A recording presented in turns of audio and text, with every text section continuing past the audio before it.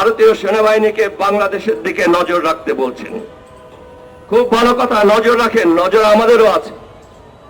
আমরা চোখ বন্ধ করে নেই, সেটা নিশ্চয়ই এতদিনে বুঝতে পেরেছেন।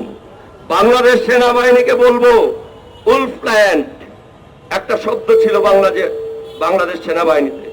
গত 16 বছরে আপনারা সেটা ভুলে গেছেন, কিন্তু সেই উলফ বা নেকড়ে এখন নিজেই ঘোমটা খুলছে।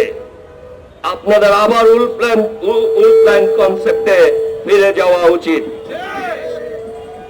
বিএসএফ কে বলতে চাই, আপনারা যদি বাংলাদেশি নাগরিক মারার এই প্রক্রিয়া অব্যাহত রাখেন, তাহলে মনে রাখবেন আমাদের আজকের বিজিবি কিন্তু পুরানো বিডিআর এর খোলসের মধ্যেই একটা জিনিস। রৌমারী সীমান্তে আপনাদের কত লস হয়েছিল সেটা মনে রেখে বাঙালির দিকে তাকাবেন। আপনারা সেই ইতিহাস যদি ভুলে যান, তাহলে বড় ভুল হতে পারে আবার। যেমন আপনারা একদম বক ডালে উঠেছিলেন হাসিনাকে নিয়ে, নিচে যে মই সরে গেছে সেটা খেয়াল ছিল না। আপনার সাজানো 16 বছরের হাসিনার সাথে সংসার বাংলাদেশে এক ঝাড়াতে 18 দিনের মধ্যে তছনছ হয়ে গেছে।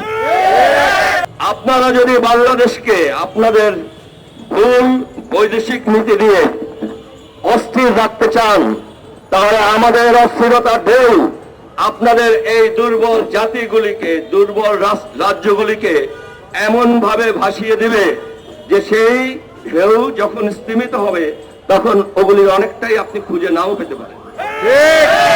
কথাটা মনে রাখবেন। বিএসএফ কর্তৃক একজন সন্ধ্যা দাস, ছোট একটা মেয়ে, সে নিহত হওয়ার কারণে আমরা এখানে একত্রিত হয়েছি। আমি তার আত্মার শান্তি কামনা করছি এবং তার এই অন্যায় হত্যার তীব্র প্রতিবাদ জানাচ্ছি। তবে বিএসএফ চালিত হয় ভারতের একজন শাসক জনাব মোদী দ্বারা। এই জনাব মোদী কিছু কথা বলেন কিন্তু কাজ করেন ঠিক তার উল্টো। আপনারা নিশ্চয়ই খেয়াল করেছেন যে জনাব মোদী নিজেকে এবং ভারত রাষ্ট্রকে হিন্দুদের জন্য একটা নিরাপদ স্থান এবং তাকে একজন নিরাপদ নেতা বলে দাবি করেন, অথচ তারই বিএসএফ এর হাতে একজন হিন্দু ছোট শিশু এখানে নিহত হয়। তিনি যখন নিজেকে একজন হিন্দু রাষ্ট্রের মহানায়ক দাবি করেন, সেই একই সময় তিনি বলেন বাংলাদেশের অধিকাংশ মুসলমানরা, যারা প্রায় 90%, তারা সব ইসলামী মৌলবাদী।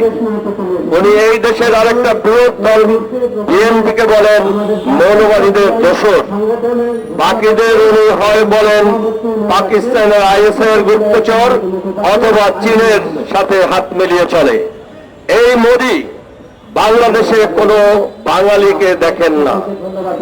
আমার বক্তব্য জনাব মোদীর প্রতি, আপনি যদি হিন্দুস্তানকে বা ভারত রাষ্ট্রকে 90% হিন্দু থাকার জন্য একটা হিন্দু রাষ্ট্র ঘোষণা করতে পারেন এবং এটা যদি একটা হিন্দু জঙ্গি রাষ্ট্র না হয়, তাহলে আমার দেশে 90% মানুষ মুসলমান থাকলে আমি যদি এটাকে মুসলিম রাষ্ট্র ঘোষণা করি, আপনি কে এটাকে জঙ্গি রাষ্ট্র বলার? সেই যুক্তিতে আপনি এখানকার সবাইকে জঙ্গি বলেন, সেই একই যুক্তিতে আপনি নিজে একজন হিন্দু জঙ্গি এবং আপনার রাষ্ট্র একটা হিন্দু জঙ্গি রাষ্ট্র। আপনার যে আরেকটা বিষয়, সেটা হচ্ছে আপনার পররাষ্ট্রনীতি। আমাদের এখানে ছাত্র জনতার আন্দোলনের পরে জুলাই এবং আগস্ট মাস ব্যাপী ভারতে আপনার পররাষ্ট্রমন্ত্রী পার্লামেন্টে একটা বক্তব্য দিয়েছেন। সেখানে উনি বাংলাদেশে কি কি ঘটেছেন সেটার বর্ণনা দিয়েছেন, কিন্তু খুব আশ্চর্যজনক ভাবে বাংলাদেশে যে প্রায় 800-র উপরে ছাত্র জনতা মারা গিয়েছে খুনি হাসিনার গুলিতে এবং আরো 10,000-এর মতো আহত হয়েছে, 500-র অধিক আমাদের জনগণ চোখের দৃষ্টি হারিয়েছেন, এই কথাগুলি আমরা একদম পার্লামেন্টে বলেননি। জনাব মোদীর মুখেও এই হত্যাকাণ্ডের ঘটনার একটা বর্ণনা কখনো শোনা যায়নি বা তাদের প্রতি ওনারা কোনো দুঃখ প্রকাশ করেননি। ভারতের প্রতিটা জাতীয় টেলিভিশন চ্যানেল অথবা ইউটিউব চ্যানেলে আমাদের এখানে শেখ হাসিনা কর্তৃক যে হত্যাকাণ্ড ঘটেছে সেটা কখনো বলা হয় না, শুধু বলা হয় এখানে কিভাবে সংখ্যালঘুর উপরে নির্যাতন চলছে, শুধু বলা হয় এখানে আনসাররা কত ঢুকছে, এখানে পুলিশরা কত মারা গিয়েছে, এগুলি বলা হয়। আপনারা ভারতবাসী যদি আপনাদের এই অ্যাটিচিউড, বড় ভাই সুলভ অ্যাটিচিউড বা মনোভাবটা সংশোধন না করেন, ভারত সরকার যদি আপনাদের এই বড় ভাই সুলভ আচরণটা ত্যাগ না করেন, তাহলে আমি দুঃখিত, আপনাদের মতো রাষ্ট্র আমার পাশে থাকলেও আমি কখনো আপনাদের বন্ধু ভাবতে পারবে না। আপনারা বাংলাদেশকে জামাত বা বিএনপি পাওয়ারে আসলে আপনারা যদি মনে করেন একটা ইসলামী মৌলবাদী গোষ্ঠী এখানে পাওয়ারে এসেছে সেই জন্য আপনাদের খুব অসুবিধা হবে, তাহলে জনাব মোদী আপনাকে প্রশ্ন করি, আফগানিস্তানের তালেবান নিজেদের জঙ্গি রাষ্ট্র হিসেবে ঘোষণা করে, সেই তালেবানদের সাথে আপনি কিভাবে এখন ব্যবসা করছেন? আপনার কাছে জবাব চাই, আপনি কিভাবে তালেবানি রাষ্ট্রের সাথে ব্যবসা করছেন? আপনাকে মনে করে দিতে চাই, ভারতের পররাষ্ট্রনীতি বা অর্থনীতি বা যুদ্ধনীতি কোনো কিছুই বাংলাদেশকে প্রভাবিত করবে না। এটা আমাদের রাষ্ট্র, এখানের ছাত্র জনতা জনগণ সিদ্ধান্ত নেবে আমাদের রাষ্ট্রে কি ধরনের পলিটিক্স হবে, আমাদের বৈদেশিক নীতি কি হবে, আমাদের অর্থনীতি কি হবে। আমরা যখন একবার আমাদের ফ্রেমওয়ার্কটা নির্বাচন করব, আপনি যদি আমার সাথে বন্ধুত্ব করতে চান তাহলে আমাদের ফ্রেমওয়ার্কের ভিতরে আপনার স্থান আপনাকে খুঁজে নিতে হবে। কোনোভাবেই এটা কখনোই সম্ভব না যে বাংলাদেশ ভারতের সমস্ত নীতি নিয়ে তাদের পলিটিক্স ডিসাইড করবে, তাদের রাষ্ট্র গঠন করবে। এই আশা যদি আপনি করে থাকেন তাহলে সেটা ভুলে যান। আপনার এখন স্বীকার করার সময় হয়েছে, আপনি সত্যকে যতক্ষণ স্বীকার না করবেন ততক্ষণ আপনি কখনো ভালোভাবে এগোতে পারবেন না। আজকে দক্ষিণ এশিয়ায় সবগুলি রাষ্ট্রে আপনার বৈদেশিক নীতি বা ফরেন পলিসি চূড়ান্ত ভাবে ফেল করেছে। আপনার সাজানো 16 বছরের হাসিনার সাথে সংসার বাংলাদেশে এক ঝাড়াতে 18 দিনের মধ্যে তছনছ হয়ে গেছে। আপনার তার মানে বাংলাদেশের ব্যাপারে আপনার যে পলিসি ছিল সেটা কোনো কাজে লাগেনি। যত টাকা এই পলিসির জন্য খুনি হাসিনার পিছনে বা অন্য কোথাও যদি আপনি খরচ করে থাকেন সব পানিতে গেছে। আপনি এইটা স্বীকার করুন যে আপনার ফরেন পলিসি এই দক্ষিণ এশিয়া রাষ্ট্রগুলিতে ব্যর্থ। আপনারা সত্য স্বীকার করেন যে দক্ষিণ এশিয়ার যে রাষ্ট্রগুলির জনগণ আছে তারা যা করতে চায় সেটা করতে দেওয়ার মধ্যে হয়তো আপনার ভবিষ্যৎ সার্থকতা আছে। আপনি যতক্ষণ এই দেশগুলিকে ভারতের অংশ বানাতে চাইবেন বা আপনার পলিসি দিয়ে এই দেশগুলির কোনো কিছু ভিতরের কিছু আভ্যন্তরীণ কিছু নিয়ন্ত্রণ করতে চাইবেন ততদিন আপনাকে আমরা শত্রু ভাবব। বন্ধুত্বের কোন স্থান আপনার জন্য এখানে হবে না। বাংলাদেশ আর ভারত পাশাপাশি দুইটা রাষ্ট্র। আমি একবারই জানি যে আমাদের চারিদিকে বা 3 দিকে ভারত আছে।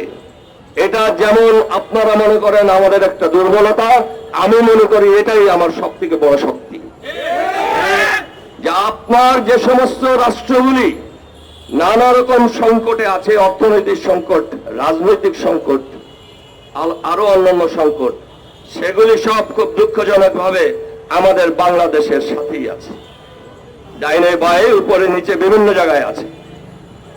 আপনারা যদি বাংলাদেশকে আপনাদের ভুল বৈদেশিক নীতি দিয়ে অস্থির রাখতে চান তাহলে আমাদের অস্থিরতার ঢেউ আপনাদের এই দুর্বল জাতিগুলিকে, দুর্বল রাজ্যগুলিকে এমন ভাবে ভাসিয়ে দিবে যে সেই ঢেউ যখন স্তিমিত হবে তখন ওগুলির অনেকটাই আপনি খুঁজে নাও পেতে পারেন। কথাটা মনে রাখবেন। আমরা এটা একটা জনগণের পলিসি হিসেবে গ্রহণ করেছি যে আমরা আমাদের ভবিষ্যৎ নিয়ন্ত্রণ করব এবং বাইরের যে কোনো রাষ্ট্র যদি আমাদের সাথে বন্ধুত্ব করতে চায় আমাদের ফ্রেমওয়ার্কের মধ্যে তাকে তার জায়গা খুঁজে নিতে হবে।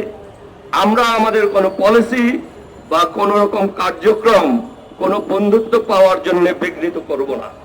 যেটা যেটা শেখ হাসিনাকে দিয়ে আপনারা করিয়েছেন। এই স্বপ্ন আপনারা যতদিন দেখবেন ততদিন আপনারা ভারতের জায়গায় থাকবেন। সম্প্রতি গতকাল আপনাদের ডিফেন্স মিনিস্টার ভারতীয় সেনাবাহিনীকে বাংলাদেশের দিকে নজর রাখতে বলছেন। খুব ভালো কথা, নজর রাখেন, নজর আমাদেরও আছে। আমরা চোখ বন্ধ করে নেই, সেটা নিশ্চয়ই এতদিনে বুঝতে পেরেছেন। বাংলাদেশ সেনাবাহিনীকে বলবো, উলফ প্ল্যান্ট একটা শব্দ ছিল বাংলাদেশ সেনাবাহিনীতে। গত 16 বছরে আপনারা সেটা ভুলে গেছেন, কিন্তু সেই উলফ বা নেকড়ে এখন নিজেই ঘোমটা খুলছে। আপনাদের আবার উলফ প্ল্যান্ট কনসেপ্টে ফিরে যাওয়া উচিত। বিএসএফ কে বলতে চাই, আপনারা যদি বাংলাদেশি নাগরিক মারার এই প্রক্রিয়া অব্যাহত রাখেন, তাহলে মনে রাখবেন আমাদের আজকের বিজেপি কিন্তু পুরানো বিডিআর এর খোলসের মধ্যেই একটা জিনিস। এটা যে কোনো সময় আবার সেই 99, 2000, 2001 সালের সিলেট পদুয়া সীমান্ত বা রংপুরের রৌমারী সীমান্তে রূপ নিতে পারে। সেই সময় সিলেট পদুয়া সীমান্তে 1991 সালে এবং পরবর্তীতে 2000 সালে রংপুরের রৌমারী সীমান্তে আপনাদের কত লস হয়েছিল সেটা মনে রেখে বাঙালির দিকে তাকাবেন। আপনারা সেই ইতিহাস যদি ভুলে যান তাহলে বড় ভুল হতে পারে আবার। যেমন আপনারা একদম বক ডালে উঠেছিলেন হাসিনাকে নিয়ে, নিচে যে মই সরে গেছে সেটা খেয়াল ছিল না। কাজেই আপনাদের শক্তির উপরে এত আস্থা ভালো না, শক্তি আশেপাশে আরো অনেকের আছে, এবং সেই শক্তি যখন বাঙালি অ্যাপ্লাই করে তখন সেটা হয় অপ্রতিরোধ্য। আপনারা মনে রাখবেন, আমরা বাঙালি খালি হাতে কয়েক লক্ষ পুলিশ এবং সরকারি বাহিনীর সাথে অস্ত্র নিয়ে যারা আসছিল তাদের সাথে খালি হাতে যুদ্ধ করে জিতেছি শুধু সংখ্যা দিয়ে। এইরকম সংখ্যার ছাত্র জনতা ভারত আসলে আরো দ্রুততর সময়ের মধ্যে একত্রিত হবে, এবং তারা যদি দৌড় শুরু করে, এবার থেমেছিল গণভবনে, সামনের বার কোথায় গিয়ে থামবে সেটা এখনো আমরা নির্ধারণ করিনি। দিল্লি পর্যন্ত যাওয়ার আমাদের ইচ্ছে নেই, তবে আমাদের আশেপাশে আপনারা যারা আছেন তারা সতর্ক থাকবেন, বাঙালির দিকে চোখ তুলে তাকানো রাখবেন।